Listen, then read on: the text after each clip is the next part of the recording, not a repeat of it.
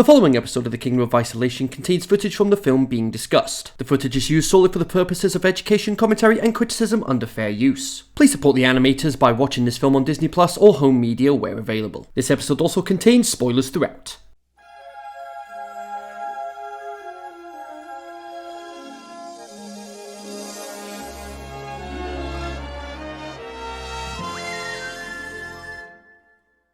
Hello my fellow Disney fans and welcome to the Kingdom of Isolation, where in times of trouble, why not celebrate the magic of Disney? I'm Kenzie and today, today we're going to be talking about Kronk's New Groove, released direct-to-video in 2005. It's a movie that bravely asks, what happens if we take Disney's most lovable beefcake and give him an entire movie? And the answer is, well, it's a lot. It's a lot. But before we dive into Kronk's midlife crisis, daddy issues, romantic subplot, accidental villain phase, camp counselor era, and world-class chef career, let's rewind a little bit back to where it all began. Back to The Emperor's New Groove, specifically, which released 5 years beforehand. A cinematic masterpiece that was built entirely out of sarcasm, llamas, and sheer chaotic energy. And that sheer chaotic energy was of a film that absolutely did not start as this movie, but somehow ended up perfect anyway. We had Kuzco, an emperor whose personality is 70% ego and 30% jazz hands. We had Yzma, who looks like a haunted toothpick on Coach in Couture. And then we had Kronk, a man so kind, so wholesome, and so dedicated to the art of spinach puffs, which you can actually make, that he somehow stole the whole movie. Between the speaking fluent squirrel, cooking like he's on Disney's version of Top Chef, and getting ethical advice from two miniature versions of himself, Kronk became legendary. And because Disney has eyes, ears, and marketing departments, they realized what we all knew. Kronk deserved his own spotlight, his own character arc, his own emotional journey, his own casserole-based plotline. So today, we're strapping on our aprons, listening to our shoulder angel, completely ignoring our shoulder devil, and diving deep into a film powered by cheese dip or fondue, teamwork, and Kronk's eternal quest for his father's approval. This is a movie that's part comedy, part heart, part fever dream, and all Kronk. This is the only direct-to-video Disney sequel where the entire cast reprised their roles from the previous film, as well as the only one to a film from the experimental era where the protagonist does not get recasted. We've now reached the point where it's John Fiedler's final ever film role. The film was released 6 months after his death and was dedicated to his memory. Rest in peace, John. This one's for you. Let's groove.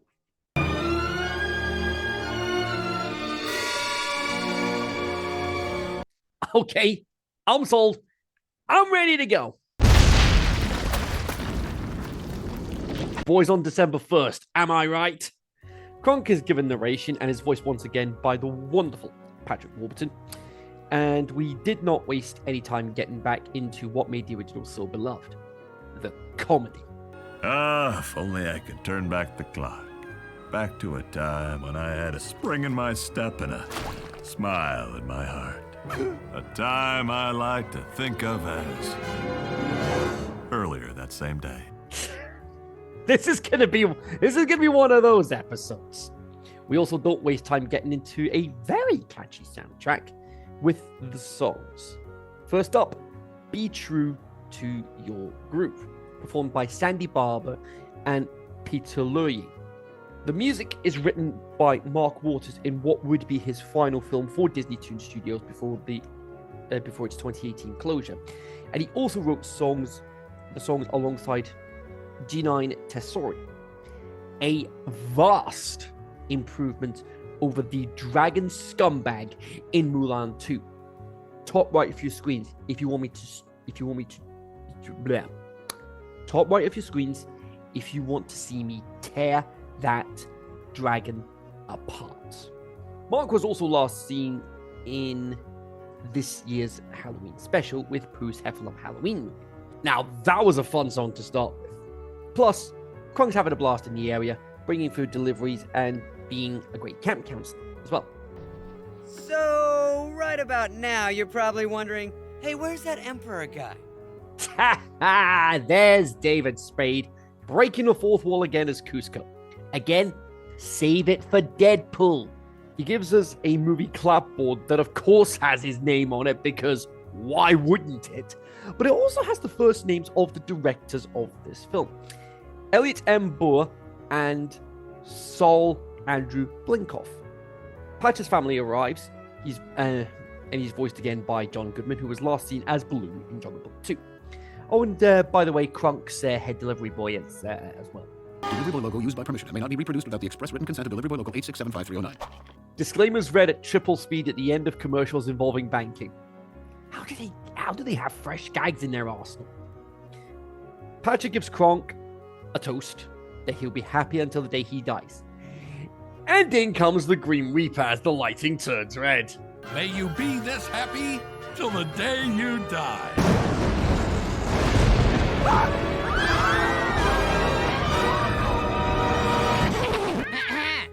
I've come to deliver you this urgent llamagram. Seriously, you can't keep delivering these laugh-a-minute gags. Otherwise, I'm not going to get through this and I'll be shut down on copyright grounds.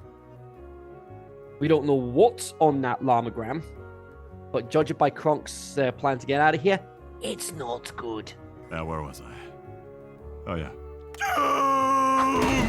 What's with you? It's my father. Sounds like someone's coming to visit, and it's not looking good for Kronk. All because he's not married, doesn't have kids, or a house at the top of a hill. Otherwise, he'd be a success in his father's eyes, if he had all those things. Kronk gives us a flashback to his childhood, and young Kronk, he's just so adorable here, much to Poppy's disgust.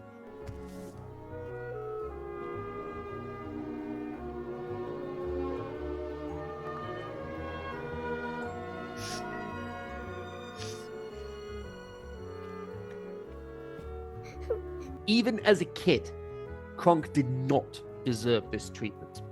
When Yzma tore him apart after saying she never liked his spinach puffs, That's it. She's going down. everyone hated what Yzma did to him. He gives us another flashback to when he did deliveries, including one at the elderly home. I sure wish there was some way to stop getting old. God bless you, John Fiedler. Your final ever film role. May you rest in peace, you absolute legend. Now, on the subject of legends, John Goodman's a Disney legend as well, after receiving the honor in 2013 alongside his Monsters Inc. co-star Billy Crystal. Kronk delivers the lunch that includes prune juice, make of that what you will, and gets some money to go towards his house fund. Yzma is clearly spying in on all this, voiced again by the late Earth Kit. But seriously, how long is that telescope anyway? Looking for this.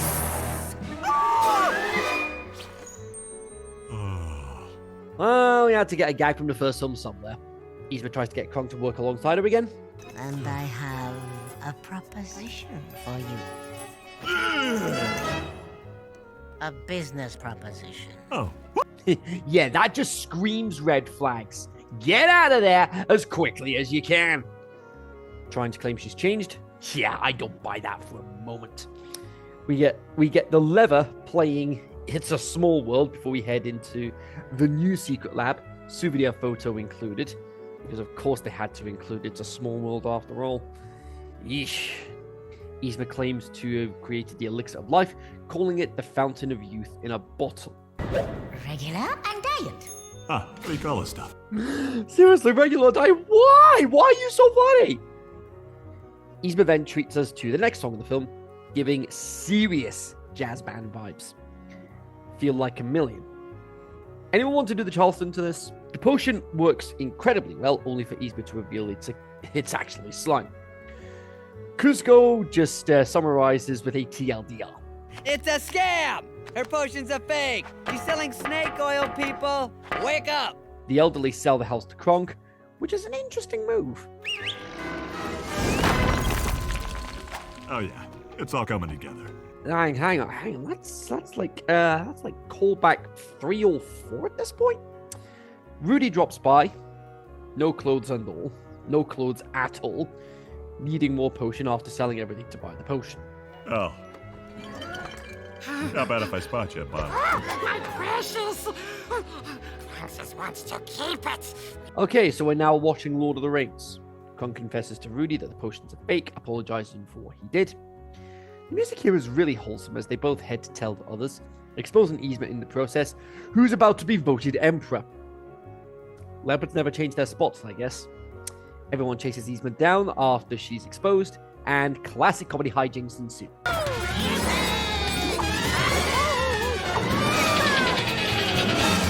Eat your heart out, Tony Hawk. Yzma drinks the potion that she had from earlier and turns into, a pink, fluffy rabbit. I told you so.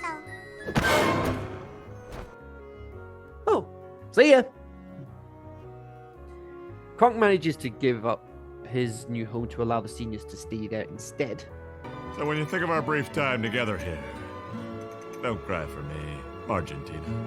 Okay, yes. Starting to overdo it with the pop culture references here. He heads back to the diner to get back to work. Heartbroken that he'll never see his girlfriend ever again.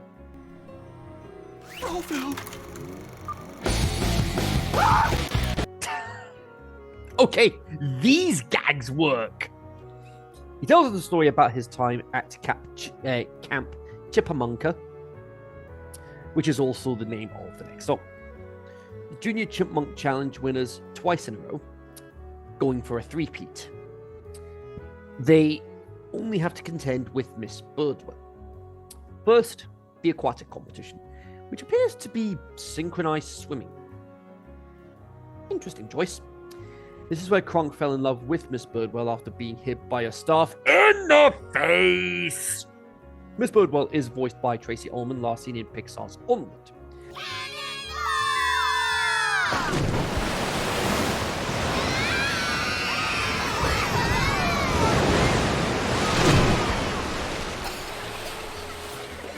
That went well. This results in Kronk's troop getting disqualified from the first event. The kids are worried they'll lose the trophy because of Birdwell. Time for the next event, a three-legged race, which Kronk wins fair and square. And it gets very competitive, leading to the final event. The cheer-off. Birdwell wants to practice the routine 10 times with no mistakes. Perfectionist much? Eventually, Birdwell and Kronk make raisin bread together. More wholesome music plays before they start working together, leading to a disco number, Let's Groove by Earth, Wind & Fire. Now, I love this scene between them, and we even get a Lady and the Tramp reference to the iconic spaghetti scene and the Thriller music video. Good night, Kronky Poo. Good night, Miss Birdie Poo. Oh, this is so sweet.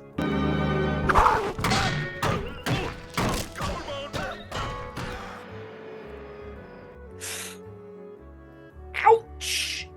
Thankfully, he's okay. He then writes a letter to his puppy. Kuzco's having a moment. Diva, am I right? Kronk and Birdwell declare their feud to be over after giving the kids the raisin bread they made.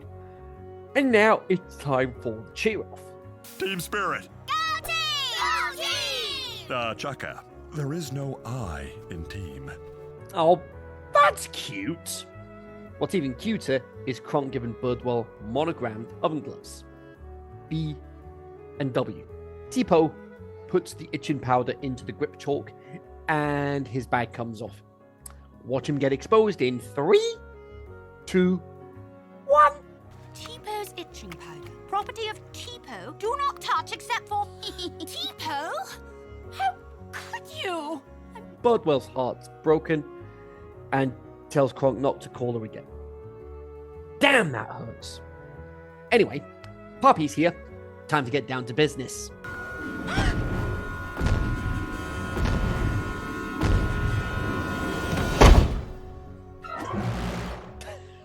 Okay, we're lacking a bit of stature here. Kronk introduces him to his family. We get a music cue from the Lion King, which I think is pretty cool. Which cue is it? The ending where Simba takes his rightful place as King of Pride World. God bless Hans Zimmer.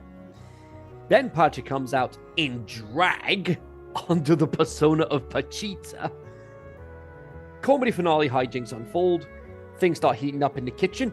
I'll see myself out. And then the fondue is about to go kaboom. Tina, March. March, Tina. Well, at least that's everybody. Boom, baby! Like how I weaseled myself in the movie? Nice. Damn it, Cusco! The fondue does go kaboom, just like the boys on December 1st. Kronk comes clean and admits to being a failure. Things get smoothed over when everyone tells Papi about everything Kronk did to help others, showing how selfless he is.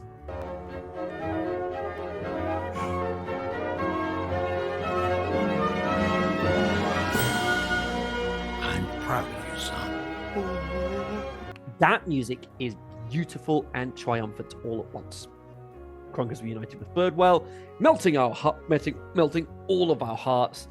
They get married, all while Be True to Your Groove plays us out. Oh, how cute! Well, what goes around comes around. That was fun in some areas, not so fun in others. Let's get to the scores. The story, I'm going to give a 7. Kronk's New Groove delivers a light-hearted, low-stakes narrative that centers on Kronk's personal growth and his desire to impress his father. The story is simple and predictable, but it leans into its strengths. Playful humor, sincere emotional beats, and a goofy tone that fits Kronk's character perfectly. While it lacks the sharp wit and tight structure of The Emperor's New Groove, it still succeeds as a fun, feel-good adventure. The film's episodic structure, splitting the plot into multiple mini-arcs, can feel uneven at times, but the charm carries it through. The characters I'm also going to give a 7. The film's biggest asset remains its cast. Kronk is as lovable and earnest as ever, and the movie gives him a chance to shine as a fully developed lead. Supporting characters like Yzma provide additional comedic energy, even if their roles aren't as iconic as in the original film. New characters such as Kronk's romantic interest, Miss Birdwell, are likable, but not particularly memorable. Overall, while the character dynamics aren't as, dynamic as the first movie, the personalities remain warm, silly, and enjoyable to watch. The visuals, I'm going to give a 6. As a direct-to-video Disney film, the animation is serviceable, but noticeably lower in quality compared to theatrical releases. The visual style maintains the angular, expressive look of the first movie, but background and character movement are simpler and less fluid. The film's visual humor is intact. However, with exaggerated poses, cartoon gags, and lively expressions that keep the energy high. While not impressive by feature film standards, it gets the job done and preserves the franchise's unique aesthetic. Soundtrack, I'm going to give an 8. Surprisingly, the soundtrack is one of the film's standout elements. The songs, while fewer than in typical Disney musicals, are upbeat, catchy, and filled with humor. The score plays off the film's comedic timing well, reinforcing its playful tone. Voice performances, especially Patrick Warburton's delivery as Kronk, add a lot to the sound design. It might not be a soundtrack people revisit often, but within the context of the film, it elevates the comedic and emotional moments effectively. And now we get to the legacy of the film. Whew. I'm going to give this one a 5. And part of that is down to what we have at the top of the legacy section. Despite having some enjoyable qualities, Kronk's New Groove didn't leave a significant mark on animation history. It has the dishonor of having 0% on Rotten Tomatoes. Congratulations, you're a failure. And that reflects its poor critical reception. And its direct-to-video release limited its cultural visibility. However, the film did receive 3 Annie Award nominations for Best Home Entertainment Production, which it lost out to Lilo and Stitch 2, which was the previous episode, no less. And it also lost out in Best Storyboarding and Best Writing to Wallace and Gromit: The Curse of the Were-Rabbit. And overall, this contributed to a modest overall legacy for Kronk's New Groove. Today, it's mainly remembered as a light but inessential companion to a beloved original. So, all that in account, the score is 66%. Kronk's New Groove is a light, good-natured sequel that leans on humor, charm, and the lovable personality of its title character. The story is simple but heartfelt, and the characters, especially Kronk, carry the movie with warmth and silliness. While the visuals show their direct-to-video limitations, the soundtrack stands out with lively music and strong vocal performances. Its legacy is modest, reflected in its mixed reception and limited cultural impact, despite earning a few Annie Award nominations. Ultimately, the film delivers enjoyable, low-pressure entertainment, earning a respectable 66%, which puts it on par with Pooh's Halloween movie and above The Jungle Book 2. So, not quite good enough to reach the top 10, but still a fun watch. So, yeah, I'll give this one a watch if you're a fan of the original. But I'm personally sticking to the original.